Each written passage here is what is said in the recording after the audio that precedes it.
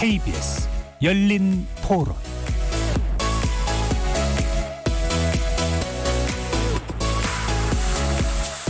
안녕하십니까. KBS 열린 토론 정준희입니다.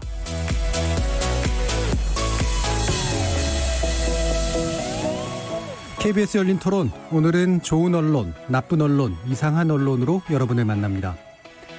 본래는 격주 금요일로 만나고 있습니다만 내일 금요일은 8.15 특집 토론이 편성된 관계로 오늘 목요일로 옮겨서 진행하게 되었습니다. 청취자 여러분들의 양해 부탁드리고요.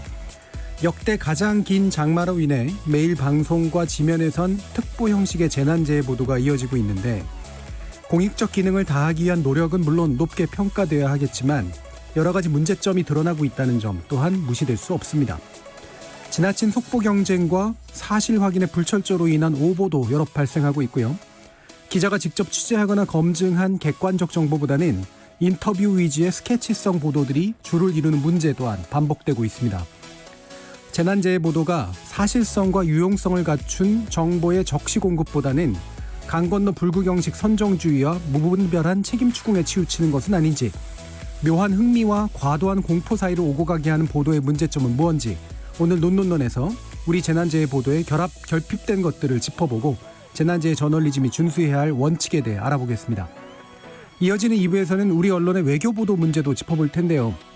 G7 정상회담에 러시아와 한국 등을 포함시키자는 트럼프 미국 대통령의 제안이 있고 난 뒤에 G7 회원국과 관련국들 사이에 묘한 긴장감이 흐르고 있죠. 이 소식을 전하는 외신과 대한민국 언론의 보도, 진실과 허위 사이를 위태롭게 줄타기하는 저널리즘의 문제 자세히 짚어보겠습니다. KBS 열린 토론은 여러분이 주인공입니다. 문자로 참여하실 분은 샵 9730으로 의견 남겨주십시오. 단문은 50원, 장문은 100원에 정보 이용료가 붙습니다. KBS 모바일 콩, 트위터 계정 KBS 오픈, 그리고 유튜브를 통해서도 무료로 참여하실 수 있습니다. 시민 논객 여러분의 뜨거운 참여 기다리겠습니다. KBS 열린 토론 지금부터 출발합니다. 살아있습니다. 토론이 살아있습니다. 살아있는 토론, KBS 열린 토론.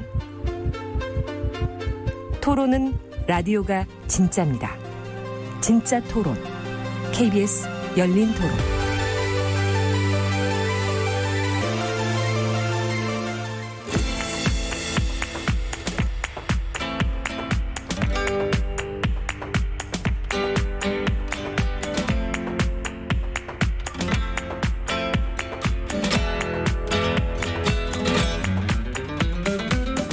좋은 언론, 나쁜 언론, 이상한 언론?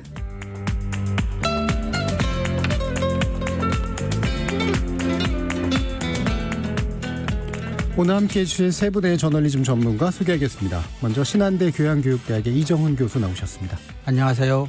언론인권센터 정책위원이신 정미정 박사 함께하셨습니다. 안녕하세요. 고발뉴스 민동기 미디어 전문기자 함께하셨습니다. 안녕하십니까. 자, 지금 긴 장마가 이어지고 있고 아직도 끝날 기미가 좀 안 보이는데 내일도 또 이렇게 많은 비가 내릴 것 같다라는 그런 예보도 있었습니다. 수해 피해 엄청났죠. 관련해서 이제 오늘 재난재해 보도에 관련된 내용들 짚어볼 텐데요. 일단 가장 쉬운 나쁜 보도 민동기 기자님이 하셨습니다. 예. 사실 제가 두 기사를 꼽아오긴 했는데요. 예. 이건 나쁜 보도라기보다는 재재난 보도와 관련해서 일반적으로 가장 계속 지적되는 문제들이 있거든요. 네네. 근데 그 일반적으로 지적되는 문제들은 일단 논외로 하고, 정확한 명칭은 제 스스로는 오늘 나쁜 보도라기보다는 쓸데없는 보도. 저는 이렇게 좀 제목을 뽑고 싶은데요. 조선일보가 8월 11일자 온라인에서 보도한 내용인데 제목이 흙탕물 태영호대 깨끗 심상정 수해복구 사진 극과 극입니다. 그리고 역시 같은 날 중앙일보가 온라인에서 쓴 기사인데요. 말끔한 심상정 덕에 진흙범벅 태영호 떴다. 수해 인증샷의 덧, 이런 제목입니다. 그러니까 한마디로 이제 심상정 정의당 대표는 수해복구 인증샷, 이 사진에서 깨끗한 어떤 그런 티셔츠와 신발 때문에 논란이 된 반면에 미래통합당 태영호 의원은 진흙범벅 사진, 아주 네. 대두되는 그런 사진 때문에 굉장히 온라인에서 화제가 되고 있다, 이제 이런 기사거든요. 저는 두 가지 문제가 있다라고 봅니다. 첫 번째는 그 재해 현장에서 그 정치인들의 어떤 그런 그 보여주기식 정치, 보여주기식 어떤 그런 봉사활동, 그 인증샷 찍는 거는 저 개인적인 경험으로는 삼풍백화점 그때 현장에서 뭐 생방송으로 중계가 되고 있는데도 불구하고 정치인들이 와서 거기 계속 예. 카메라 기자들과 함께 들어가는 그런 모습들을 보여서 저 어린 나이에도 불구하고 되게 놀랐던 적이 있거든요. 저 왜 정치인들이 저렇게 저길 들어갈까? 빨리 구조 활동을 해야 되는데. 근데 그 멀게는 거기서부터 시작해서 가장 가까이에는 세월호 참사 때 이미 정치인들의 그런 인증샷 문제는 여러 번 지적이 됐었거든요. 예. 그래서 이런 보도를 할 때는 굉장히 신중해야 함에도 불구하고 여전히 재해 재난이 발생할 때마다 반복되고 있다. 그래서 이게 일단 기본적으로 문제점이라고 보고요. 제가 이제 나쁜 보도로 가져온 이유는 사실 두 번째 이유 때문인데 이게 의원들의 사진을 가지고 비교를 했다는 겁니다. 예. 그러니까 태영호 의원 같은 경우만 사진만 놓고 보면은 분명히 뭐 열심히 일하는 그런 흔적들이 사진으로 보여지고는 있죠. 그리고 심상정 대표만 하더라도 좀 대비되는 그런 사진인 건 분명합니다. 그런데 현장에 있었던 사람들 얘기를 들어보면 심상정 대표 같은 경우에는 봉사활동 초기에 이제 사진을 찍었다는 거고, 그리고 미래통합당 태영호 의원 같은 경우에는 조수진 의원이 이제 사진을 대신 찍어준 거 아니겠습니까? 그러니까 현장의 기자들이 그 정확한 상황을 모른다는 거예요. 근데 그 모르는 상황에서 사진만 가지고 이렇게 한 의원은 뭐 비난을 받고 있고 한 의원은 굉장히 네티즌들로부터 칭찬을 받고 있다라는 식의 기사가 과연 현장을 얼마나 정확하게 반영한 기사인가? 예. 여기에 대해서는 저는 거의 제로에 가깝다라는 생각이 들었거든요. 그래서 이거는 사실과도 다를 뿐더러 상당히 무리한 기사다. 그리고 불필요한 기사다. 이렇게 생각을 해서 나쁜 보도로 좀 가져와 봤습니다. 예. 일단은 보도 가치가 사실 높지 않고 떨어진다. 쓸데없을다 이거 얘기할 정도로. 그다음에 두 번째 심지어는 굳이 비교했다. 게다가 그 비교한 내용도 사실에 근거하지 못하고 있다. 네. 자, 이렇게 일단 요약될 수 있을 것 같은데 근본적으로 이제 왜 이분들은 왜 갈까 뭐 이런 생각들도 하실 것 같아요. 그럼요. 예. 네. 근데 뭐 저는 사실 이해는 합니다. 왜냐하면 뭐 지역구는 안 가면 이제 압력이 생기니까 왜 뭐 얼굴도 안 나타내느냐. 그래서 좀 뭐 가는 건 괜찮은데 가서 이제 방해 안 하고 뭐 일할 거 열심히 하고 인증샷만 안 찍었으면 좋겠다. 네. 이런 생각이 좀 있거든요. 사실은 제가 좀 안타깝게 생각하는 건 그 언론들이 국회의원들의 이런 활동을 보도를 할 때요. 가장 우선적으로 평가돼야 할 기준은 입법 활동이거든요. 예. 입법 활동에 대한 평가는 별로 없습니다. 다 이런 사진을 가지고 보도를 하고 그리고 옷이 너무 깨끗하다라는 그런 비난이 인터넷에서 제기가 되면은 또 그걸 가지고 받아쓰고 사실 뭐 경향신문 등에서 일부 보도를 하긴 했습니다만 20대 국회에서 이 재난재해 관련 법안 발의된 게 92건인데요. 55건이 임기 만료로 폐기가 됐거든요.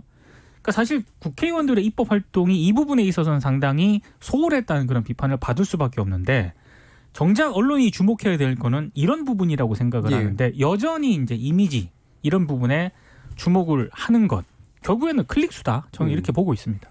그 언론학에서 이걸 이제 수도 이벤트 영어로 이제 그러니까 의사 사건이라고 실제 사실의 바탕을 둔 명백한 사건이라기보다는 의도적으로 이제 만들어진 이벤트 이렇게 이제 보는 건데 정유정 박사님은 어떻게 보셨어요? 지금 말씀하셨던 그 사진과 관련된 기사는 뭐라고 할까요? 이번에 좀 튀기는 했습니다만 사실 정치인 동정 기사를 빼놓고 얘기하기는 힘들 것 그렇죠. 같아요. 사실 재난재해 보도가 아니라 정치인 보도죠. 그렇죠. 예. 네. 그러니까 지금 그 옷 비교한 걸 빼더라도 동정 기사가 정말 많습니다. 그러니까 저는 이번에 수해 관련한 그러니까 수해에 집중해서 이번 재난 보도를 좀 전반적으로 살펴봤는데요. 한 4가지 정도로 정리할 수가 있을 것 같아요. 첫 번째 스케치 기사. 피해 상황을 전달하는 기사. 네. 특히 이제 방송 뉴스에서 피해 상황을 그대로 전달하고 피해 입은 주민들을 인터뷰하는 기사들이 되게 많았고요. 두 번째 정치인 동정 기사. 정치인들이 어딜 가서 봉사활동을 하고 있다. 수해 복구를 지원하고 있다. 뭐 이런 기사. 세 번째 뭐뭐뭐뭐 기업이 30억을 지원했다, 20억을 지원했다, 10억을 지원했다, 2억을 지원했다. 그다음에 뭐 가전제품을 무료로 수리한다, 뭐 의료 서비스를 진행한다, 뭐 이런 기타 등등. 네 번째 정쟁. 예. 4대강 때문에 덕봤다, 아니다, 4대강 때문이다, 태양광 사업 때문이다, 등등등등. 자, 이 4가지의 기사들을 빼면 뭐가 남을까요? 거의 없습니다. 네. 문제는 그거죠. 이 네 가지가 우리에게 전달하고 있는 정보는 뭘까요? 이 네 가지가 저는 다 뉴스 가치가 없다고만 볼 수는 없을 것 같습니다. 일부 온당한 문제 제기를 담고 있을 수도 있고 뭐 스케치도 어쨌든 필요하잖아요. 피해 상황을 어쨌든 대중들이 알아야 될 필요는 있고, 그다음에 정치인들이 어쨌든 그렇게 노력을 하는 것들이 보도가 아예 안 될 거라고 기대하기는 또 어려운 현실적인 측면도 있고, 기업이 지원금을 내는 것이 특정한 광고 효과를 유발한다고 하더라도 그것이 기업이 어쨌든 사회적인 책임을 지는 일환이 될 수 있기 때문에 결국 그 정보를 알아야 될 필요도 있습니다.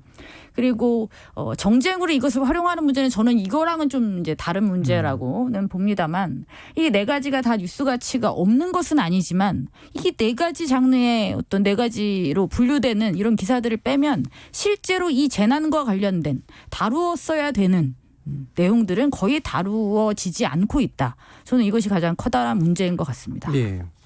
그렇게 되는 중요한 이유가 아까 뭐 클릭질 뭐 또 상업적인 측면들 얘기하셨지만 사실은 뉴스거리가 없는데 뉴스거리가 쏟아지게 만들기 때문이거든요. 재해라고 하는 게.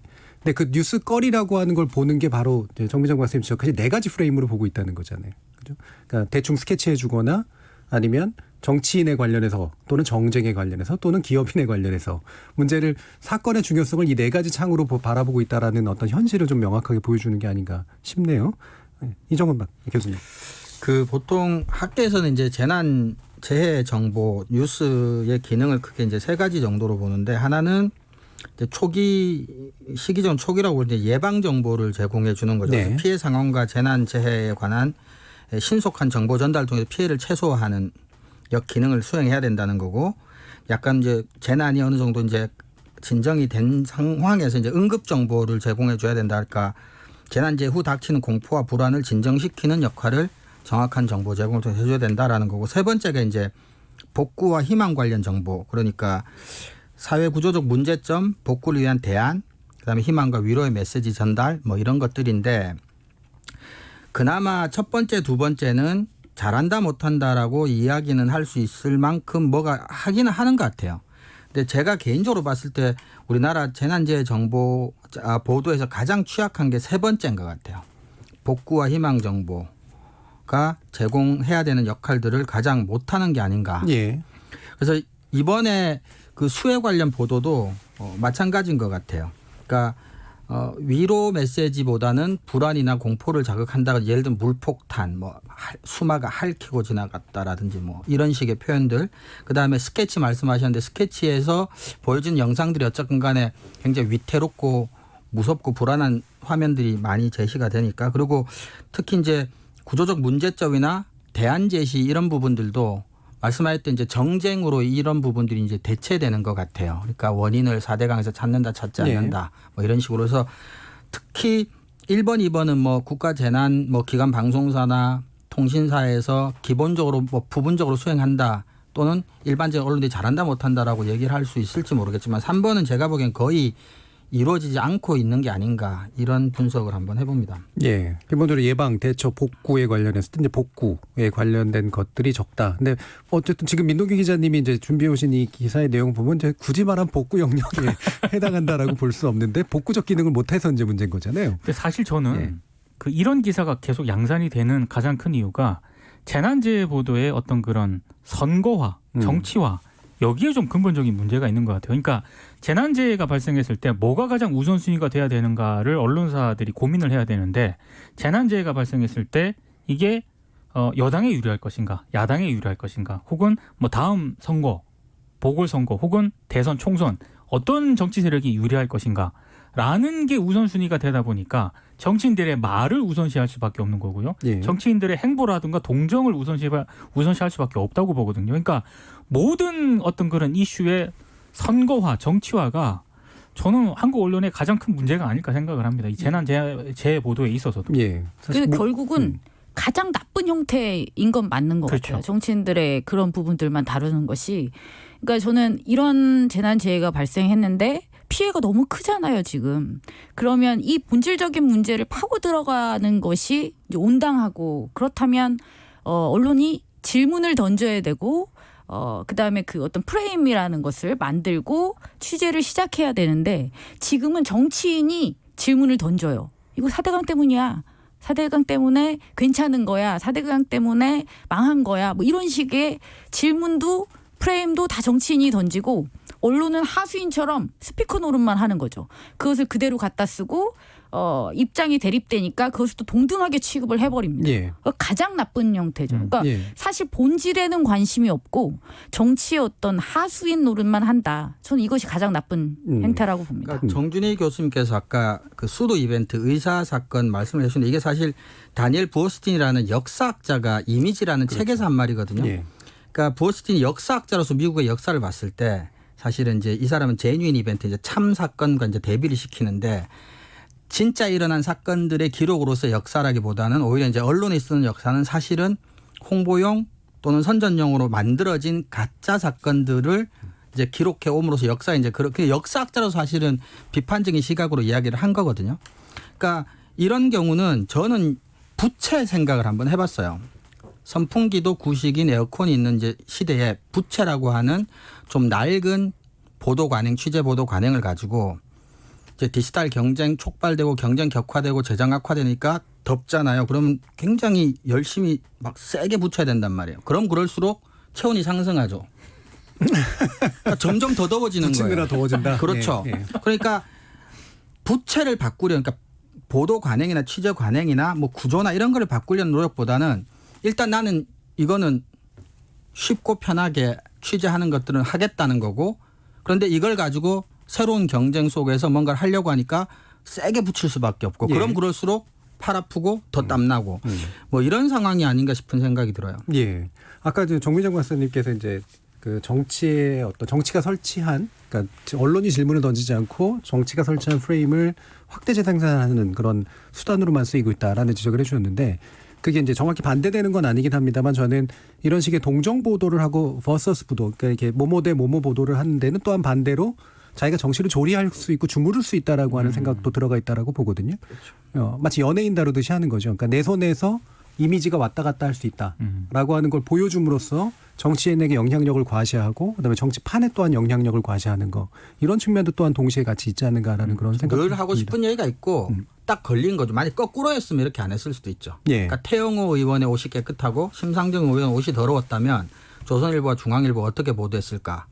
그러니까 늘 하고 싶은 얘기는 있고 그 하고 싶은 얘기에 해당하는 수도 이벤트가 생기면 붙어서 이제 그렇게 한다. 그럼 이제 정준희 교수님 의견하고 비슷한 얘기가 되는 건데 그런 측면도 사실 없지 않아 있다고 생각을 합니다. 그 지금 정치인들의 복구 현장 인증샷 이제 당에서 그 자제령을 내렸다는데 어떻게 보세요, 민동기 기자? 사실 자제령을 내린 것 자체가 이게 한편의 코미디라고 보거든요. 그러니까 이게 재재난 상황이라는 거에 대한 어떤 그 정치인은 물론이고 언론들의 인식도 저는 좀 굉장히 좀 낮은 게 아닌가 이런 생각이 듭니다. 그러니까 상식적으로 생각을 해보면 세월호 참사 현장 앞에 가서 그 도우러 가거나 봉사활동 하러 갔는데 거기서 인증샷을 찍는다고 생각을 해보면 그 유가족분들이나 이런 분들이 어떻게 생각을 하겠습니까? 마찬가지라고 보거든요. 그렇죠. 예. 재재난 상황이 발생을 한 거고요. 거기서 사람이 죽었고 이재민이 발생을 했고 엄청난 피해가 있었는데 그 현장에 가서 아무리 정치인들이라고 하지만 이렇게 인증샷을 찍는다는 행위 자체가 상식적이라고는 볼 수가 없는 건데 문제는 그걸 또 당 차원에서 자제령을 내린 이것도 저는 참 보면서 씁쓸하다는 생각을 했습니다. 좀 이건 말이 안 된다 진짜. 예. 자, 그럼 이상한 보도로 넘어가 보죠. 정미정 박사님. 네, 제가 또 이상한 보도를 잔뜩 가져왔습니다. 이상한 보도가 진짜 많았어요. 예, 많죠. 정말 예. 정말 많았는데 그 많은 것 중에서 이제 골라서 적당한 걸 가져왔는데요. 이 기사는 제가 뭐 IT조선 기사를 가져왔습니다만 IT조선뿐만 아니라 일요서울, 녹색경제신문, 스페셜경제, 그린포스트 코리아 뉴스 등등등 굉장히 수십 개 이상의 언론이 동일한 내용을 다루고 있었습니다. 기사 내용은 이렇습니다. 일단 제목은 이재용 삼성 부회장 이재민 수혜 관심 압도적 1위. 네, 그렇습니다. 글로벌 빅데이터 연구소라는 곳에서 이게 12일 날 8월 12일 날 발표가 됐고 이 기사도 8월 12일 날 많이 나왔는데요. 장마가 시작된 6월 24일부터 8월 10일까지 49일 동안 뉴스 커뮤니티 블로그 카페, 유튜브, 트위터, 인스타그램, 페이스북 등등등 여러 채널을 대상으로 30대 기업 집단과 수장 관련 빅데이터 분석을 했다. 그래서 이제 결과가 이렇습니다. 30대 기업 집단 동일인 중 수해 피해 지원 정보량이 가장 많은 총수는 이재용 삼성전자 부회장으로 이 기간 총 3,346건을 기록했다. 최태원 SK그룹 회장이 1,598건으로 2위인 점을 감안하면 다른 그룹 총수들에 비해 적극적으로 수해 피해 지원에 발걷고 나선 것으로 풀이할 수 있다. 그러면 이제 다른 회장들, 부회장들의 뭐 그 건수들이 나옵니다. 끝입니다. 근데 저는 일단 그렇죠. 저도 이제 나름 언론학자고 기사도 많이 보고 했습니다만 이 기사를 굉장히 여러 차례 읽어야만 했습니다. 도대체 무슨 이야기일까요, 이게? 그러니까 굉장히 방대한 자료를 가지고 어쨌든 데이터 분석을 한 건데요. 그러면 이 많은 채널들 속에서 이재용 부회장과 삼성이 가장 많이 언급됐다는 의미겠죠. 예. 그렇죠? 근데 그게 지금 이제 이 분석 결과가 수해 피해 지원 정보량이 가장 많다. 아주 이상한 개념이죠. 예. 이게 무슨 말인지가 이해가 안 가고. 근데 제목이 그래. 헤드라인이 지금 그렇잖아요. 제목이 이재용 삼성 부회장 이재민 수해 관심 압도적 1위. 이게 뭘 말하고 싶은 걸까요? 근데 정말 신기한 건 이 동일한 내용, 약간만 좀 다르지만 이 동일한 내용이 정말 많은 언론사에서 똑같이 이걸 다루고 있었어요. 보도 자료죠. 뭐. 예, 정말 이제 이상한 기사로 이제 가져왔는데 이제 제목들은 약간 다릅니다. 그러니까 예를 들면 스페셜 경제 같은 경우는 이재용 수해 지원 관심도 넘사벽. 그러니까 이제 제목을 보면 이렇게 다 이렇게 오글거리게 만드는 예. 그 이재용 부회장에 대한 어떤 칭송 뭐 이런 분위기로 이제 갑니다. 그러니까 피해 복구 지원을 위한 기업들의 노력은 저는 일단 뉴스 가치는 있다고 봅니다. 물론 근데 이것만 보도한다면 문제겠지만 이 자체를 보도하지 말라고 할 수는 없잖아요. 아까 초반에도 말씀을 드렸지만. 그래서 주로 많은 기사들이 이제 기업들의 수해 복구 지원 노력을 다루고 있는데 보통 뭐 성금 규모 뭐 30억을 20억을 10억을 뭐 이렇게 냈다든지 아니면 전자기기에 대한 점검을 한다든지 뭐 의료 세탁 생필품을 지원한다든지 뭐 이런 기사들도 많이 있습니다. 그래서 아예 요거랑 유사한 기사들 또 보면 이제 가장 평범한 건 이런 거예요. 이제 중앙일보 기사를 제가 가져왔는데요. 8월 10일자입니다. 삼성 수해 성금 30억, 현대차, SK, LG 20억씩. 차라리 이거는 좀 네, 뭔가 그렇죠. 노멀하죠. 네. 이게 무슨 얘기인지를 알 수 있죠. 30억, 20억씩 냈구나. 기업들이 뭐 나름 이렇게 지원을 많이 하고 있구나. 이런 이 기사 중앙일보 말고도 굉장히 많은 언론사에서 유사한 기사들이 많아요. 어떤 기업이 얼마를 냈다. 성금 지원을 어떻게 했다라는 기사들은 굉장히 많습니다. 근데 이 많은 기사와 제가 아까 이상한 기사로 가져온 이 기사 정말 이상하지 않습니까? 근데 저는 이 기사 예. 그 여러 번 읽었는데요. 아직까지도 저는 잘 이해가 안 되는 개념이 수해 피해 지원 정보량이라는 이 개념이 도대체 뭘 의미하는 건지를 기사를 아무리 읽어봐도 모르겠거든요. 개념이 아닐 수가 있습니다. 그냥 쓴 말일 수도 있어요. 이거는 즉흥에서 지어낸. 이건 뭐 짐작이긴 합니다만 이거는 이제 이른바 그 주문하는 사람이 있는 거죠. 이 데이터를 이제 분석해 달라고 주문한 자의 어떤 그 의지가 투영되어 있고 이걸 데이터 분석해 준 사람은 거기에 맞춰서 이제 해준 건데 그래서 이제 이게 분석 단위를 이제 설정을 해야 되잖아요. 네. 근데 분석 단위는 쉽게 말하면 언급량일 거예요. 언급량. 아까 이제 정 박사님이 얘기해 주셨던 것처럼 관련된 수해 피해에 대한 지원과 예를 들면 각 기업들 내지 총수들에 대해서 연관된 언급량의 수를 따져가지고 한 건데 그거를 이제 포장한 거죠. 수해 피해 지원 정보량이라는 말로. 이건 조어에 가깝다고 봐야죠. 그리고 이런 게 가장 위험한 게 이제 우리가 숫자를 쓰면 정확하고 객관적인 보도일 거라고 생각을 하는데 사실 숫자는 웬만하면 안 쓰는 게 정확한 보도를 하는 또 방식일 수도 있어요. 이게 전형적이죠. 예.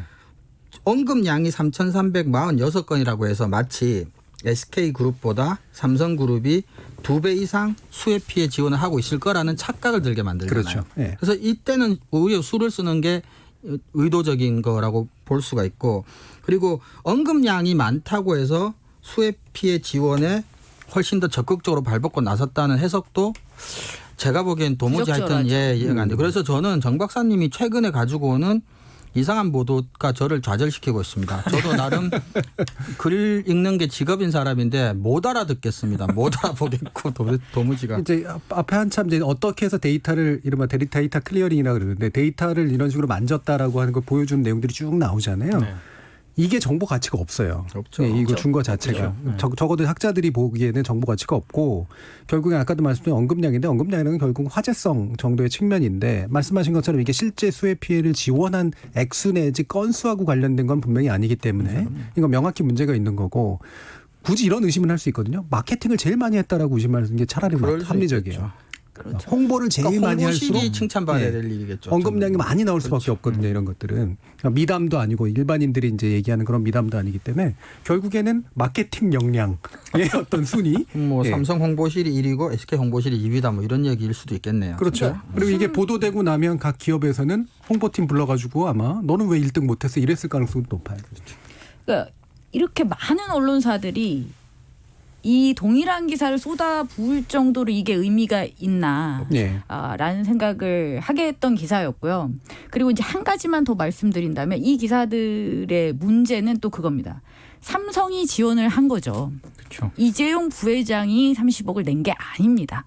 삼성 계열사들 다 합쳐서 한 건데 여전히 여기서는 삼성과 이재용을 등치시켜서 그렇죠. 마치 이재용 부회장 개인이 30억을 투척한 것과 같은 그걸 오인하게끔 하는 어떤 그런 효과를 지금 발생시키고 있다는 거죠. 그것도 적절한 표현은 아니라고 볼 수 있습니다. 삼성이 가장 큰 광고주라는 사실이 있고 여기 정 교수님 말씀 쓸데없는 앞에 이상한 뭐 정보들 다 빼고 나면 또 수해 피해 지원 정보량 이런 이상한 조어들 빼고 나면 그냥 삼성한테 잘 보이기 위해서 쓴 기사인 거죠, 그냥. 그리고 아까 제가 이제 주문형 연구였을 수 있다라는데 거꾸로 됐을 수도 있어요. 이런 이제 빅데이터 연구사라는 데들이 대부분이 어떠냐면 자신의 데이터 수집 역량하고 분석 역량을 또한 거꾸로 홍보해야 되거든요. 그럴 수 기업들한테. 그래서 만들어가는 거죠. 그러면 총수를 가지고 분석할 이유가 사실 아무것도 없음에도 불구하고 총수를 굉장히 중요한 인물로 지금 만들어 놓고 그걸 기업들마다 들고 다니는 거예요. 우리가 이 총수가 가지고 있는 이미지가 이런 식으로 구체적인 데이터로 확인이 됩니다라고 하는 거를 해서 괜찮네 그거 한번 살게 해가지고 데이터를 사는 또는 그렇죠. 상시적으로 마케팅을 맡긴다거나 이럴 가능성도 상당히 좀 있거든요. 그러니까 저는 정치부 기자들이 재재난 상황을 굉장히 정치적으로 네. 올인해서 그렇게 이제 기사를 많이 쓰지 않습니까? 그러니까 재해재난이 우선순위가 돼야 되는데 정치의 방점을 찍거든요. 저는 뭐 기업을 출입하거나 혹은 경제부 이 대기업을 출입하는 기자들 그리고 IT를 담당하는 기자들은 정말 각자 영역에서 일들을 좋게 말하면 열심히 하고 있다. 네, 이게 재해재난이 우선이 되는 게 아니라 그렇죠, 맞습니다. 각자 자기가 또 출입하는 부서의 기업과 총수의 방점을 찍는 이런 이상한 현상이 계속되고 있다는 거죠. 그러니까 어떤 면에서는 민 기자님이 가져온 기사랑 성격이 비슷한 거죠. 재해라고 하는 국가적인 사태에 정치인, 기업인을 이제 개인적으로 그렇죠. 어떻게 해주는 이런 식의 네. 뭐 어떻게 보면 이제 성격이 유사한 보도라고 볼 수도 있겠네요. 예. 그러니까 재해 재난이 이제 백그라운드 그러니까 배경이 돼서 네. 그 전경의 플레이어 그러니까 그렇죠. 그 움직이는 정치인, 배우들은 이제 기업인. 정치인이거나 기업인이 되도록 만들어준 그게 이제 언론은 감독이 되는 그렇죠. 작가나 감독이 되는 이런 상태라고 볼 수가 그러니까 있겠죠. 실제로 벌어진 재난에 관심은 있는 건지 잘 모르겠습니다. 예. 좀 관심이 없는 것 같아요. 자 그럼 말씀 나온 김에 일단은 나쁜 거 이상한 것까지 했는데 한 번씩 재해재난보다 뭐 근본적인 보통 문제점이랄까 아니면 요번에 특히 노출됐던 문제점은 뭐라고 생각하시는지 하나씩 좀 지적을 해 주시죠. 이정훈 교수님은 어떤 거? 뭐 저는 솔직히 말씀드리면 이번만 특별히 뭐 이렇게 두드러지게 뭐 그런 거는 없었던 것 같고요. 그러니까 유사한 문제점들이 반복해서 나타난 것 같아요. 근데 저는 이게 이해해 줄 수 있는 부분들도 있습니다. 사실은 재해 재난이라고 하는 것 자체가 예를 들어 이제 뭐 정 박사님 관심이 없어 보인다. 저도 이제 동의하지만 설령 관심이 있어도 재난재해라는 상황 자체가 기자가 현장에 깊숙이 들어가서 아주 편하게 이제 취재할 수 있는 상황은 아닐 수 있다는 것도 감안할 부분들이 좀 있고요. 그다음에 그래서 이거는 상당히 좀 전문적인 역량이 필요한 영역이에요. 근데 재난 전문. 네네. 근데 이제 우리나라가 보통 이게 이제 사회부 사건 기사처럼 또 그렇죠. 그쪽에서 기자들 담당하고 그렇게 하다 보니까 좀 사건 기사 다루듯이 다루는 측면이 분명히 좀 있는 것 같아요. 예. 그래서 최소한 근데 사실 지금과 같은 재정 상황이나 경제적 여건에서 일반 언론사들에게 모두 요구하기는 힘들지 모르겠지만 최소한 국가기관 방송사와 국가기관 통신사인 KBS하고 연합뉴스에서만은 재난 전문 기자를 조금 키우고 또 재난 보도라고 하니 꼭 재난이 발생하면 사후 약방문식으로 할 게 아니라 좀 상시화할 노력도 좀 필요한 게 아닌가 싶은 생각을 해봅니다. 예, 상시화가 돼야죠. 예, 이 부분은 특히나 이제 말씀하신 것처럼 기관통신사나 기관방송사는 특히 이제 KBS는 재난 방송 주관사로서 또 그렇죠. 예산 지원을 받는 부분도 분명히 있기 때문에 민동기 기자. 저는 이게 예전부터 좀 계속 생각해온 고민인데요. 이게 재난 방송, 재난 보도라고 하는 게 재난 상황을 막 중계하는 거에 중계 보도죠. 비중이 예. 많이 지금 두고 있거든요. 그럼 뭐 KBS뿐만 아니라 거의 예. 모든 방송사들이 그렇습니다. 근데 그게 필요하죠. 왜냐하면 상황을 정확하게 어떤 상황인지는 시청자라든가 특히 이제 피해가 많이 입은 지역 주민들도 알아야 되니까요. 근데 그것 말고 제가 항상 느꼈던 고민은 이게 재난 보도라고 하는 게 재난을 중계하는 보도가 아니라면 거기 플러스 알파가 돼야 되는데 네. 그러면 직접적으로 피해를 당한 그 지역 주민들 있지 않습니까? 해당 지역 주민들한테는 상황 중계보다는 그 사람들에게는 오히려 내가 지금 어디로 대피를 해야 되는지 그렇죠. 내가 지금 어디로 가야 되는지 어떤 지원이 필요한지 이런 거를 알려줘야 되는데 재난이 발생했다. 그러면 KBS를 비롯한 방송사들이 특보 체제로 전환한다. 이러면 제때 전환 잘했으면은 정말 특보 잘했다. 방송 잘했다. 이렇게 박수를 칠 게 아니라 이제는 거기 플러스 알파 그리고 그 TV가 중심이 되는 게 아니라 상황 전달은 TV를 통해서 계속 전달을 해야겠지만 지금은 매체가 너무 많지 않습니까? 그리고 지금 저 코로나19만 하더라도 지금 뭐 감염자라든가 예. 이렇게 발생하면 계속 문자가 오잖아요. 그러니까 그런 식으로 뭔가 채널을 다양화하는 그런 방법도 필요한데 제가 봤을 때 아직 그 후자 영역에 대해서는 방송사들도 그렇고 하드웨어적인 측면도 많이 좀 부족한 것 같고요. 예. 그런 측면에서는 좀 준비가 많이 좀 미미하다. 예. 저는 그런 생각이 좀 듭니다. 좀 말씀 나온 게 덧붙이자면 사실 그래서 지역 언론의 역할 같은 게 조금 이제 큰데 지역 언론이 또 더 경제적으로 더 그렇죠. 요즘 열악하다 보니까 사실은 서울에서 파견을 해서 상주시키면서 뭐 보도를 하고 뭐 피난처 정보 제공 이런 사실은 그 지역 언론들이 그 지역에 대해 제일 잘 알고 있고 그렇죠. 그래서 자체와 빨리 협업하에 빨리빨리 정보들 근데 그렇게 하기엔 지역 언론들이 지금 너무 현실이 너무 어렵다는 점이 좀 아쉽네요. 예. 그래서 지금 이제 아까 스케치성 보도라고 얘기했던 거 이게 이제 중계식 보도하고 결국 연결되는 그런 문제인데 사실 이게 재난재해 보도를 하는 것 같지만 네. 저는 신용이라고 생각해요. 저는 근본적으로 되게 나쁘게 얘기하면 왜냐하면 당사자들에게 주는 정보가 거의 없거든요. 네. 예. 사실 이건 제가 강 건너 불구지기 형식이라고 표현했는데 이거는 그 일을 안 겪은 분들에게 주는 정보예요. 근데 안 겪은 분들한테 어떤 정보를 주느냐? 당신은 아직은 안전한 데 있는데 저쪽에서는 난리 났다? 이 얘기지. 그렇죠. 당신한테 조만간 이원 위험이 닥칠 수 있어조차도 아니다라고 생각을 하거든요. 그래서 결국엔 지금의 이제 재난재해 보도라고 하는 것 핵심이 당사자성이라고 하는 것이 분명히 존재하는가 그게 없다라는 게 명확히 보여지는 것 같고 그래서 수도권 중심 보도라고 하는 문제가 또 나오는 거죠. 네. 이번에 이제 부산 보도 관련해서도 문제가 단지 이게 이제 중앙 언론의 시각이다 이게 아니라 부산에서 문제가 발생했을 때 부산의 관점에서 기본적으로 수도권에 얘기해 주더라도 얘기를 해줘야 되는데 얘기도 안 했을 뿐더러 관점도 굉장히 수도권적이잖아요. 저쪽에 난리가 났어라고 하는 걸 얘기해 주는 그런 방식이었기 때문에 이게 중앙중심성을 넘어선 뭔가 이제 당사자성의 문제 그리고 지역성의 문제 이게 다 결합된 문제가 아닐까 싶네요. 정비정 박사님. 네, 저는 뭐 여러 가지 문제가 있겠습니다만 KBS만 국한해서 좀 말씀을 드리고 싶어요. 한 두 가지 정도인데요. 지금 부산 말씀을 하셨지만 예. 지난 이제 지난 속초 산불 때도 그랬고 재난재해 방송과 관련된 어떤 KBS의 보도에 대해서 많은 시민들이 강한 불만을 가지고 있습니다. 그 뒤에 시스템을 분명히 정비해서 이제 잘한다고 했어요. 물론 이전보다 많이 나아진 건 사실입니다만 이번 부산의 폭우가 났을 때 KBS가 보여줬던 어떤 태도 그렇죠? 거기에서 물론 억울한 부분도 전 있었을 것 같아요. 매뉴얼대로 했고 최선을 다하고 있다.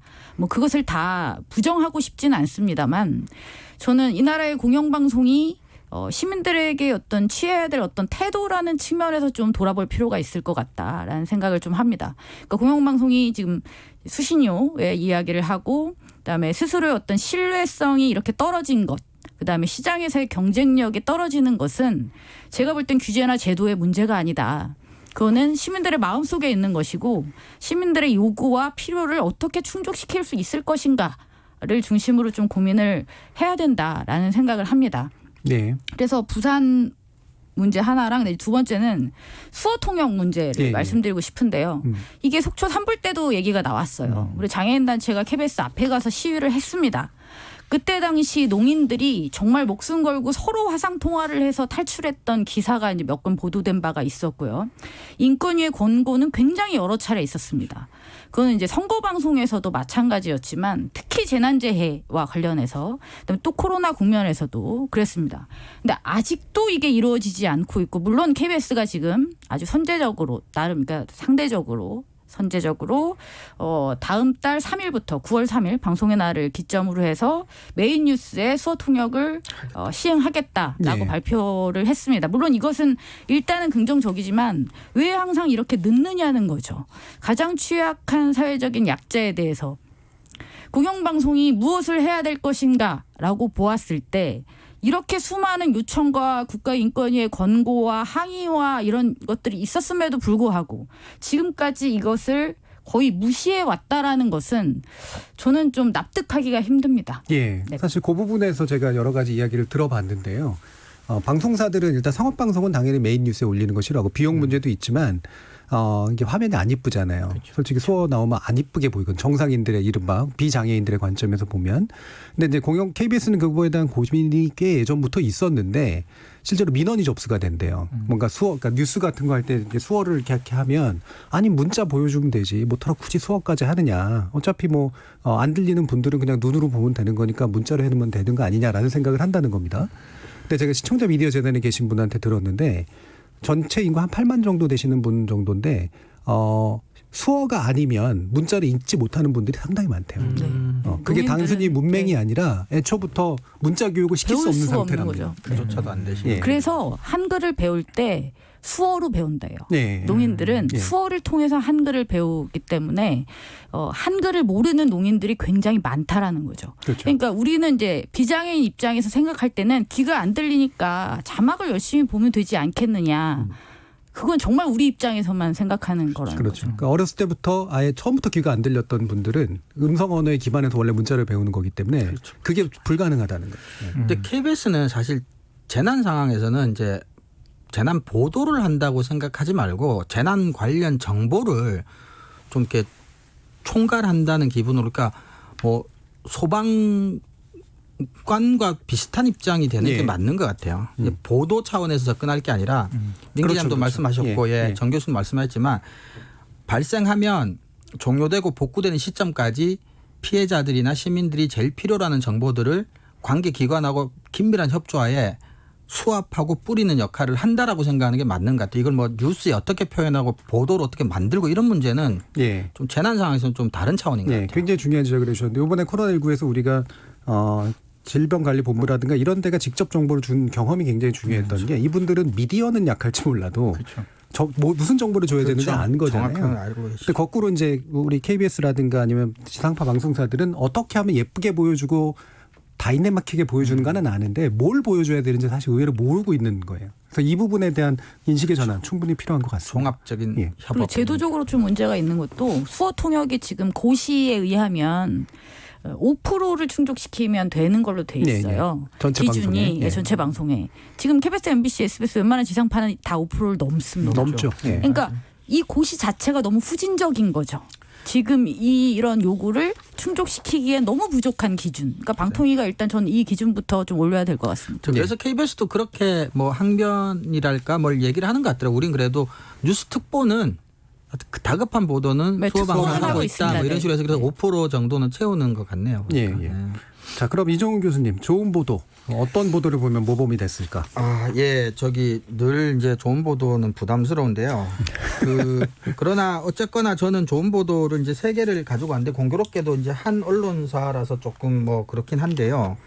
저는 그 8월 10일자 한겨레 신문에 잦아지는 국지성 폭우, 갑자기 발달한 당근형 구름이 범인이라는 보도와 8월 11일자 한겨레의 섬진강 피해 500년 만에 폭우 탓, 이상기후 대비 소하천 치수를 이라는 기사와 8월 10일 한겨레에 이거를 요즘 해시태그라고 하는데 이제 우물정 샤프 붙고 이 비의 이름은 장마가 아니라 기후위기라는 새 보도를 가지고 왔습니다.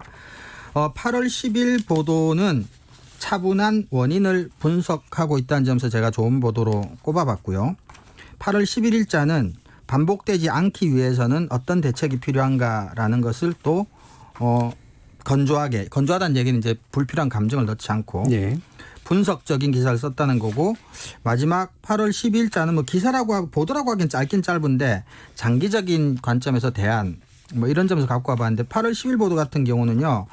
그러니까 사람들이 궁금할 만한 이게 4대강 때문이 아니냐가 아니라 최근 들어 자주 발생하는 국지성 집중호우의 과학적 원인 분석, 또 최근엔 새벽에만 이렇게 집중호우가 집중되느냐에 대한 과학적인 원인 분석, 그다음에 올해 장마가 왜 이렇게 유독 기냐에 대한 과학적인 분석 기사입니다. 그래서 제가 좋은 걸 기사라고 해봤고, 8월 11일 한겨레 기사도 이게 뭐니 해도 500년 만에 기록적인 폭우 때문이지 일단은 4대강 뭐 이런 얘기는 지금 정치적인 얘기는 중요한 게 아닌 것 같고, 특히 이제 이게 소하천 지류 지천을 정비하지 않으면 장기적으로 이런 홍수 피해 수해는 이제 반복될 수밖에 없다라는 점에서 그런 쪽으로 좀 여론을 좀 가져가려는 노력 같은 것도 좀 보이고요. 특히 저도 사실은 전혀 몰랐다기보다는 지방하천 있고 소하천, 세천인데 이게 지방하천 밑으로는 이제 지방자치단체가 관리하고 비용도 전적으로 이제 대게 돼 있으니까 그렇습니다. 사실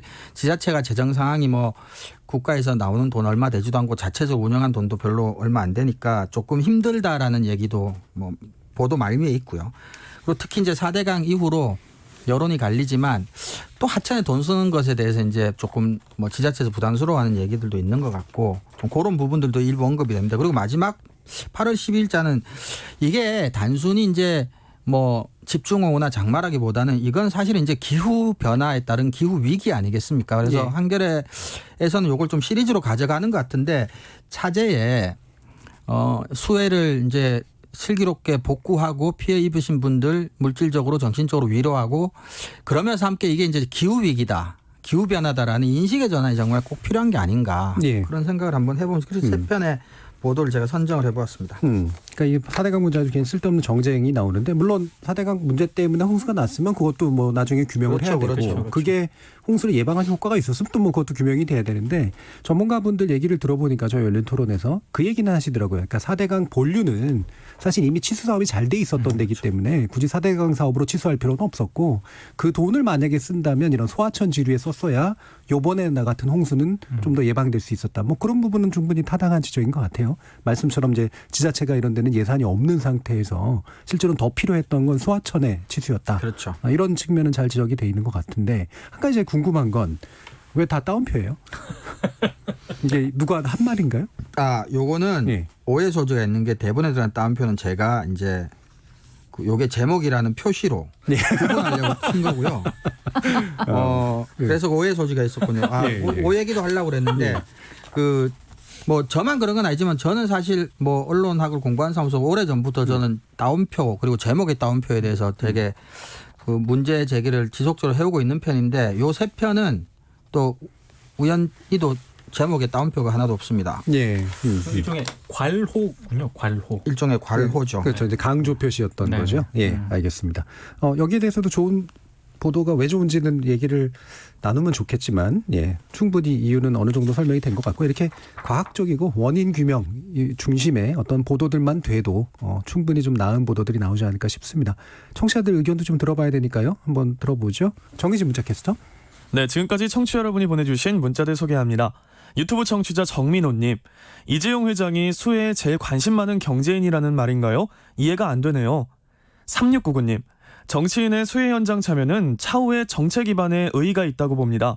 다만 탈북민 출신 국회의원과 진보 당수의 현장 사진을 대비한 조선일보의 보도 행태는 그 저희가 의심스럽네요. 7821님, 그 두 의원이 반대 상황이었다면 지금과 똑같은 입장으로 비판하셨을까요? 세 분 패널들께 묻고 싶습니다. 유튜브 청취자 원희님, 본질을 보지 않고 자극적이고 공포스럽고 위험한 장면들 위주로 보여주는 영상들 문제가 많다고 여겨집니다 해주셨고요. YK님, 우리 재난보도는 가끔 재난 영화를 보는 듯합니다. 어디에 어떤 물품이 필요한지, 자원봉사 인력이 어디에 필요한지, 예를 들어 세탁 트럭이 몇 대가 있는지 아는 정말 필요한 정보를 전해주셨으면 합니다 라고 보내주셨네요. 네, KBS 열린 토론. 이 시간은 영상으로도 생중계하고 있습니다. 유튜브에 들어가셔서 KBS 일라디오 또는 KBS 열린 토론을 검색하시면 지금 바로 토론하는 모습 보실 수 있습니다. 방송을 듣고 계신 여러분이 시민 농객입니다. 계속해서 청취자 여러분들의 날카로운 시선과 의견 보내주세요. 지금까지 문자캐스터 정희진이었습니다.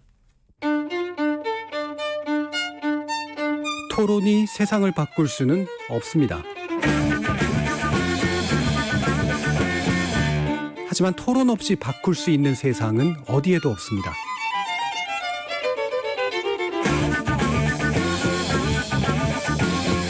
세상의 선한 변화를 갈망하는 당신. 정답이 아니라 질문의 힘을 믿는 당신. 우리 KBS 열린 토론에서 만납시다.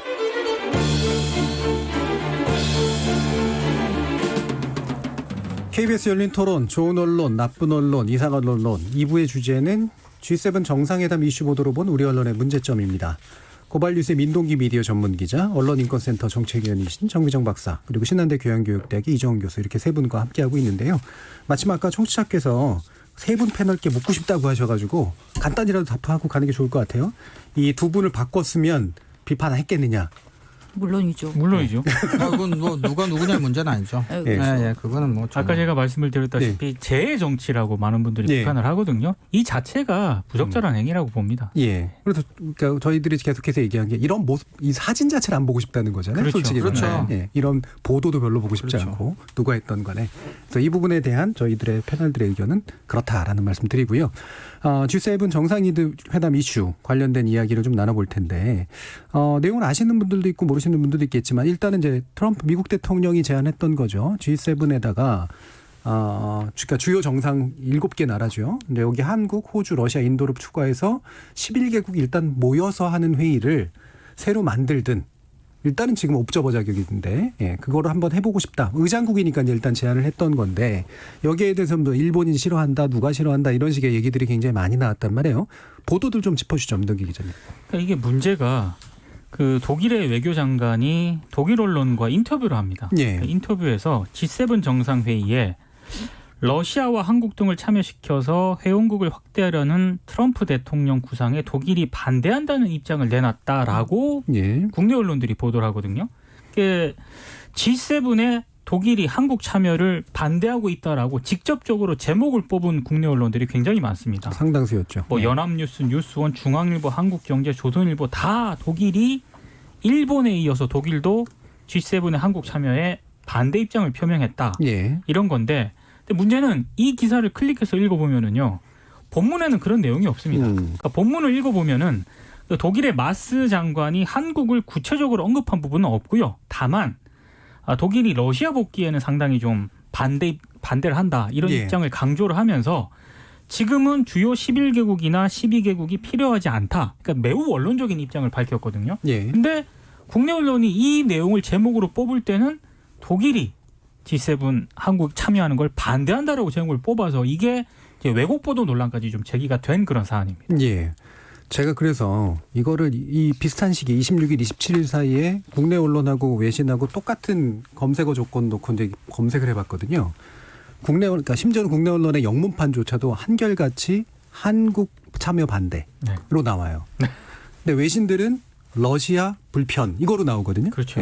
그러니까 근데 외신의 내용이 저는 더 맞다고 본 게 실제로 원래 원문 인터뷰 기사가 그게 독일 한 언론과 한 이제 마스 외무부 장관이 했던 인터뷰가 일단 시발이 된 거였었기 때문에 그래서 그 내용이 없어요. 그러니까 결국에는 사실 독일은 러시아가 제일 이제 마음에 안 들었던 거기 때문에 결국에는 정리해 보면 G7에 뭐 누군가를 더 하는 건 아직은 모르겠다, 불편하다 정도. 대신 러시아가 들어오는 건 무조건 반대다. 이 얘기거든요. 실제로 국내 언론이 그렇게 G7에 한국이 참여하는 것 반대한다. 독일이 이렇게 보도를 했는데 그게 며칠 뒤에 또 오보로 정확하게 밝혀집니다. 예. 왜냐하면 강경화 외교부 장관이 독일로 가서 독일 만났죠. 외교 장관을 만나지 않습니까? 거기서 아예 G7 환영한다. 정상회의 한국 참석 웰컴 환영한다라고 환영한다. 공식적으로 밝히거든요. 그러니까 이 보도 자체가 국내 언론이 매우 지금 이 보도 자체가 우습게 된 그런 상황인 거죠. 이정 교수님 좀 짚어주시죠. 근데 이게 조금 우리가 살펴볼 필요가 있는 게 이게 이제 언론학의 문제다 지금 논리학 문제가 더해지는 게 마스 독일 외무부 장관이 한국이 포함된 트럼프의 제안에 대해서 부정적인 입장을 밝힌 건 사실이에요. 네. 그렇죠. 하지만 한국이라는 나라를 직접 언급한 건 아니에요. 그렇죠. 러시아는 언급을 했어요. 음. 그러면 트럼프의 제안을 거부했다. 하지만 트럼프의 제안 안에는 한국이 포함은 돼 있다. 그렇다면 내용은 한국을 거부한 것까지도 포함됐다. 라는 거는 또 인정할 수 있는 부분이 있긴 있어요. 하지만 문제는 어떤 의도에선지 직접 언급하지 않은 한국을 직접 따로 언급해서 거부했다는 식으로 제목을 뽑은 건 더군다나 그런 발언이 없었는데 그 따옴표까지 해서 마치 구체적으로 한국을 지목해서 반대한 것처럼 제목을 뽑은 건 문제다. 그럼에도 불구하고 트럼프의 제안에 대해서 부정적이었던 건 사실이고 트럼프 제안에 한국이 포함됐던 것도 사실이긴 하다. 근데 더 복잡한 건 방금 민 기자님 말씀하셨지만 마스 독일 외무장관이 강경화 한국 외무부 장관을 만난 자리에서는 또 환영한다고 말한 것도 팩트예요. 또. 네.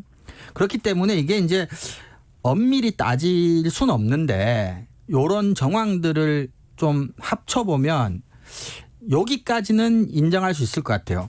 독일 입장에서 G7을 확대하는 것에 대해서 불편해하거나 유보적인 정도 태도는 있어 보인다. 하지만 특별히 한국에 대해서 부정적인 감정을 갖고 있거나 부정적인 태도를 갖고 있는 건 아니다. 인데 이게 이제 언론의 보도로서 문제가 되는 건 하지 않은 이야기를 뉘앙스를 가지고 직접 발언한 것처럼 쿼테이션을 이제 따옴표를 하게 되면 그거는 이제 꾸민 게 되는 거죠. 그 발언 안 한 건 안 한 거니. 그러니까 이게 전반적으로 가짜 뉴스냐 전반적으로 오보냐 하는 문제는 조금 복잡해 보이고 그러나 다만 제목을 뽑는 데서 확실하게 느껴지는 건 의도가 있다라는 거예요. 굳이 안 한 발언을 한 걸로 따옴표 처리하는 거는 분명히 뭔가 있는 게 아니냐라는 것까지는 확실한 것 같습니다.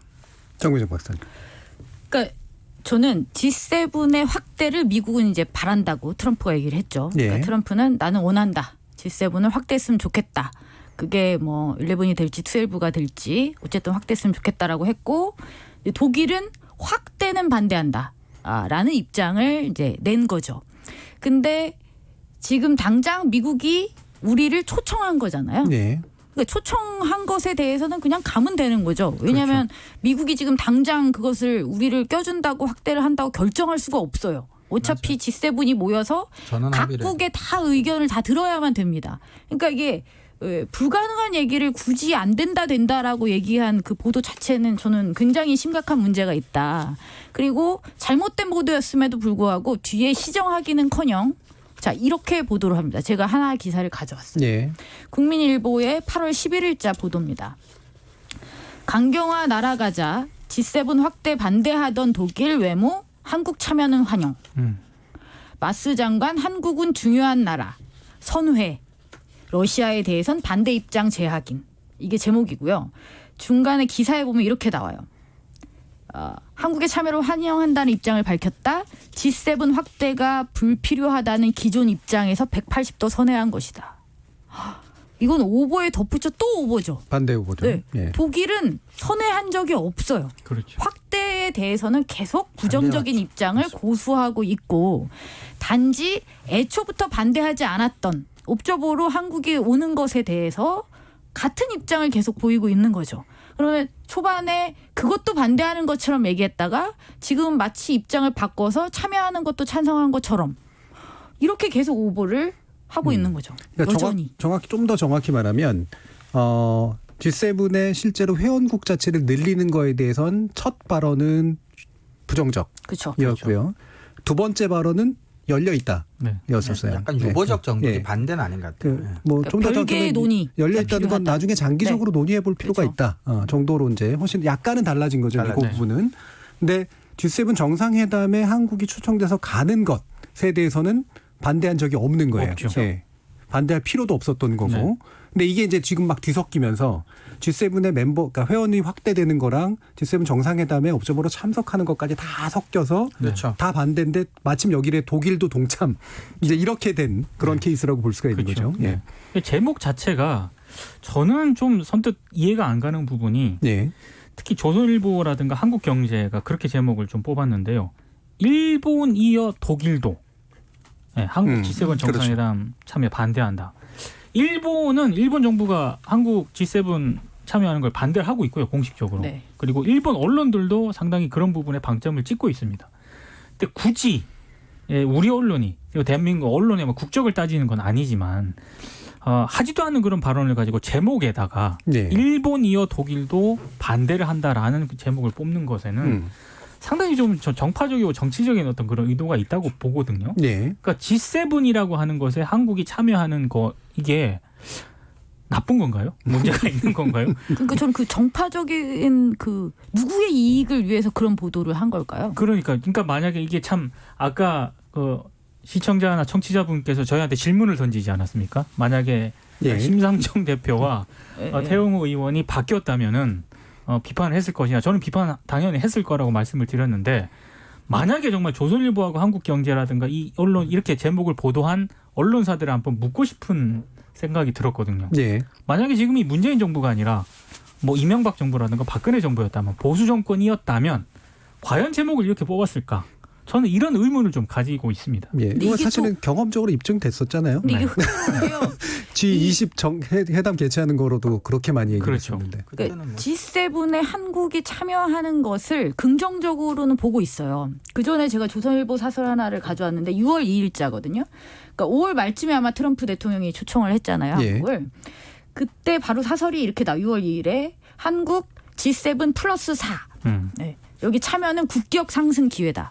그러니까 받으라는 거죠. 이건 그렇죠. 굉장히 좋은 기회고 적극적으로 참여를 해야 된다라는 기사가 나옵니다. 이제 조선일보뿐이 아니라 경향신문 같은 경우는 미국의 G7 초청 반갑지만 대중 견제 참여는 그러니까 중국 대중 견제 참여는 곤란하다. 그러니까 역시 이것도 이제 환영을 하고 이제 중국과의 문제 때문에 이제 우려되는 부분을 다루고 있어요.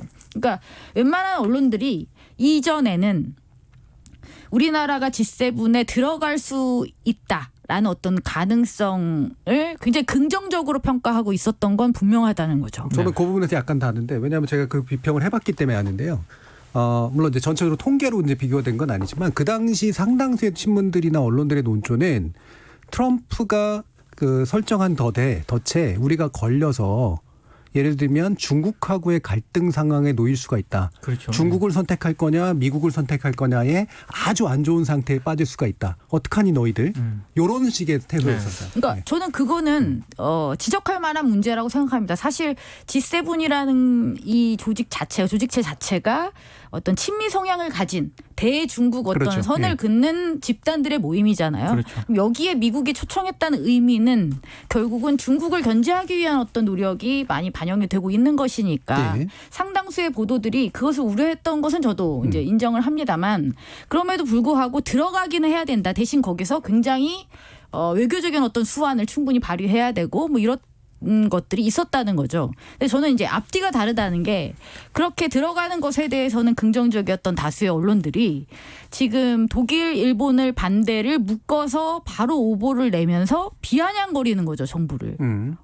들어가는 것 같았더니 뭐 안 됐네? 뭐 이런 식으로 이제 비난 조롱 쪽의 기사들이 쏟아졌던 건 선뜻 이해하기는 좀 힘든 그리고 좀 전 부정적으로 평가할 수밖에 없다는 거죠. 이런 보도 태도는. 저는 한 두 가지 정도 이야기를 하고 싶은데 하나는 이게 이제 어떤 그 지적인 확신까지 포함된 좀 굳건한 신념은 아니라는 거예요. 우리 언론의 정파성이 뭐냐면 그러니까 미국, 중국 사이에서 그러니까 상황에 따라 달라요. 정 교수님 방금 말씀하셨지만 이 G7간에서는 야 중국 너네 그러다 중국이랑 이상해진다 뭐 이런 얘기하고 보통은 미국 편을 들고 중국을 좀 그렇죠. 부정적으로 보통은 그렇게 묘사해 왔죠. 얘기하죠. 그렇죠. 예. 그러니까 이게 대중이 없어요. 그러니까 이게 뭔가 지적인 그리고 신념 차원에서 두 개가 결합돼서 확고하고 탄탄한 어떤 그런 이념으로서의 정파성은 아닌 건 것 같아요. 그리고 또 하나는 뭐냐면 이게 이제 보도 차원의 문제인데 이게 저만 해도 너무 헷갈린 게 이런 거예요. 의장국이 초대한다고 G7이 되는 거냐. G7 7개 국가가 모두 찬성해야지 회원으로 그러니까 이런 과정들도 보도를 같이 해줬어야 돼요. 그리고 이게 그냥 의장국이 옵저버로 한번 초청한 거다라는 보도도 좀 더 분명하게 했었으면 이 보도도 혼란스러운데 독자 시청자도 좀 덜 혼란스러웠을 것 같아요. 저도 당장 이런 거거든요. 왜 트럼프가 초대한 게 이게 한번 원타임 이게 일회성 초대인지 정말 너만 원하면 G7 넣어줄게라든지 그럼 G7은 의장국이 넣어주면 들어가는 건지 저는 모르잖아요. 그러니까 그런 것에 대한 좀 그러니까 흥분하거나 좀 더 이렇게 거창한 얘기를 하기 전에 우리나라 언론에 제가 항상 아쉬운 점은 가장 기본적인 팩트들 있잖아요. 그것들을 소중하게 다루고 그것들 전면에 배치해서 좀 독자 시청자들에게 사실관계상 친절하고 자세한 보도 이런 것들이 잘 안 이루어지는 거예요. 그냥 흥분부터 하거나 말씀하셨다시피 좀 비아냥을 하거나 뭐 쓰게 졌네 어떡하냐 너네 못 들어가서 뭐 이런 식의 보도들이 이제 중심이지 그런 와중에도 정정 보도하느라고 또 오보를 한다고도 아까 말씀하셨잖아요. 그러니까 사실을 좀 더 정확하게 침착하게 좀 간단한 것들이라도 놓치지 말고 다뤄줬으면 좀 덜 혼란스러웠을 것 같아요. 네. 그리고 저는 이 G7을 뿐만 아니라 이런 관련한 기사들이 좀 더 친절했으면 좋겠다는 생각이 들어요. 그러니까 왜 미국 드라마 같은 걸 보면 항상 다음 편을 보면 그 앞에 얘기를 막 요약해서 앞에서 막 보여주잖아요. 막 예. 보여주면 우리는 막 이렇게 뒤로 그냥 돌려서 거기서부터 딱 보는데 한참 안 보고 딱 볼 때는 앞에 줄거리 요약이 좀 이렇게 의미가 있잖아요. 지난 이야기. 그러니까 저는 이제 그런 얘기를 좀 해줬으면 좋겠다는 거죠. 한 3분의 1 정도를 기사의 일부를 할애해서 G7은 어떤 의미를 어떻게 꾸려진 집단인지 이들이 목표로 하는 것은 무엇이고 어떻게 구성되어 있는지 그다음에 아까도 이 교수님도 말씀하셨지만 이 초청이 가지는 의미는 무엇인지 그러면 G7이 확대된다면 그 의미는 무엇인지 가입의 절차는 무엇을 할 어떻게 수 되는지, 있을 이런 것인지 것도 그렇죠? 네. 절차는 어떻게 되는 건지 뭐 이런 설명이 좀 있고 그다음에 그러니까 맥락이 충분히 설명이 되고 이야기가 돼야 훨씬 더 이해하기가 쉽잖아요. 네. 근데 지금은 이제 들어가네 안 들어가네 반대하네 안 하네 이것만 나오니까 더 이해하기가 좀 힘든 부분이 있는 것 그게 같아요. 안 되는 이유가 앞서 저희가 일부에서 얘기했던 재난재해보도의 정치화 그 예. 연장선이라고 봅니다. 똑같은 문제죠. 네. 결국 그렇죠. 이 문제는 외교적인 성과라든가 외교적인 여러 가지 복잡한 이런 거를 친절하게 풀어서 설명을 해야 되는데 이게 정치화 정쟁화가 되다 보니까 그냥 반대, 부정적 여론 확산 이런 쪽이 좀 비중을 많이 싣는 민 거죠. 기자님이 갖고 계신 혐의가 어느 정도는 조금은 그래도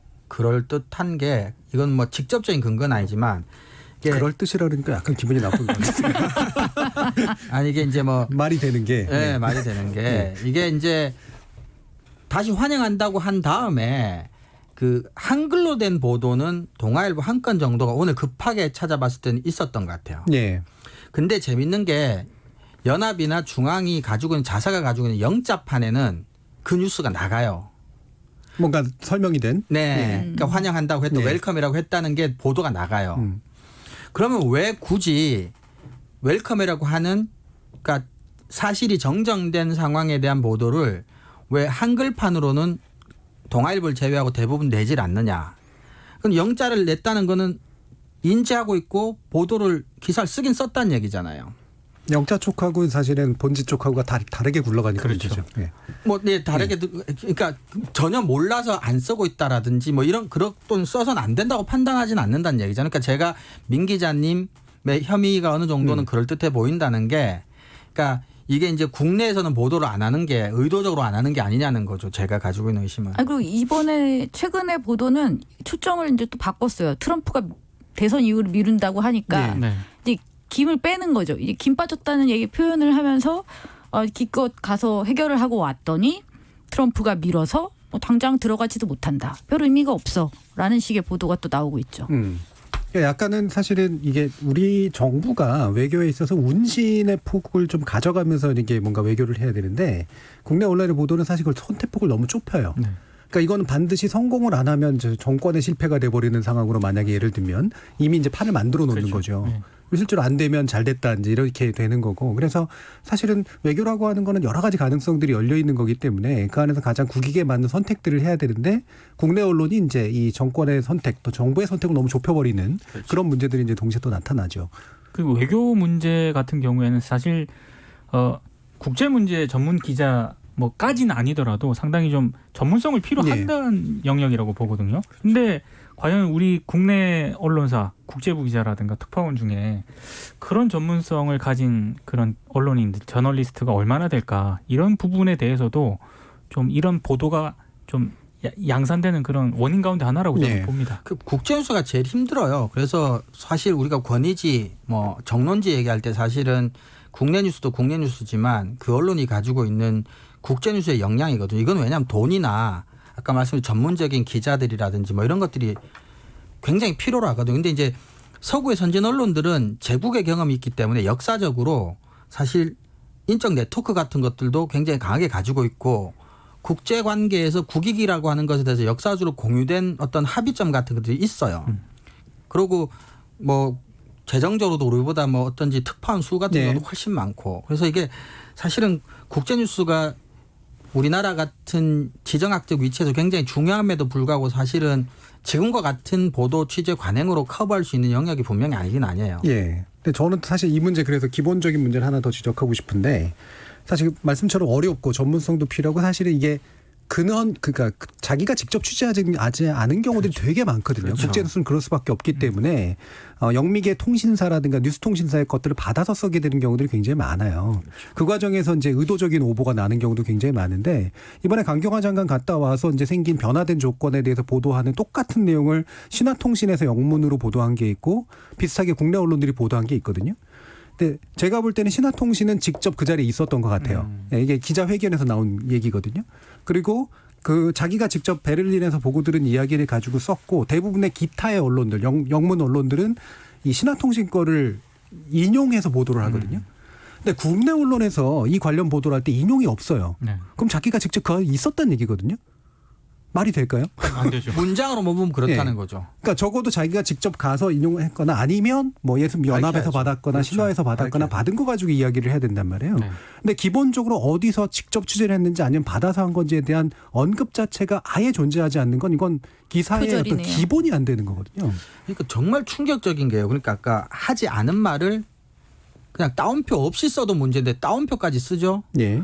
말씀하셨지만 인용 보도를 했는데 어디서 따왔다고도 안 밝히죠. 그리고 사실은 중요하지 않다고 대놓고 이야기하죠. 근데 사실은 중요하지 않다고 대놓고 얘기하면 상을 주죠. 근데 언론이 기본적으로 하는 일이 사실을 가지고 사실에 대해서 무언가를 하는 일이잖아요. 근데 기본적으로 사실에 대해서 그 사실을 대하는 태도 같은 게 너무 좀 이해가 잘 안 돼요. 네.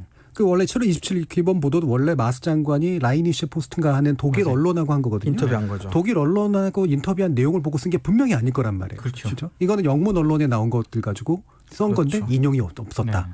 상당히 심각한 문제가 아닌가 싶습니다. 자, KBS 열린 토론 논논논 이것으로 모두 마무리하겠습니다. 오늘 토론 함께해 주신 신한대 교양교육대학의 이정훈 교수님, 그리고 언론인권센터 정책위원이신 정미정 박사님, 그리고 고발뉴스 민동기 미디어 전문기자님 세 분 모두 수고하셨습니다. 감사합니다. 고맙습니다. 감사합니다. 고맙습니다. 생방송 놓치신 분들을 위해 나중에 팟캐스트 준비되어 있고요. 매일 새벽 1시에 재방송도 됩니다. 저는 내일 저녁 7시 20분에 다시 찾아뵙겠습니다. 지금까지 KBS 열린 토론 정준이었습니다.